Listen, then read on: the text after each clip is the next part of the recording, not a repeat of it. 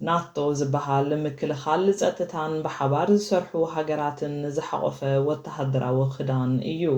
ዋና ጸሓፊ ናቶ ማርክ ሩት ዝበሃል ሽወደን ካብ 21-22 ግንቦት 2026 ኣብ ሄልሲንግቦሪ ኣኼባ ሚኒስትሪታት ጉዳያት ናቶ ከተካይድ ምዃና ኣፍሊጡ።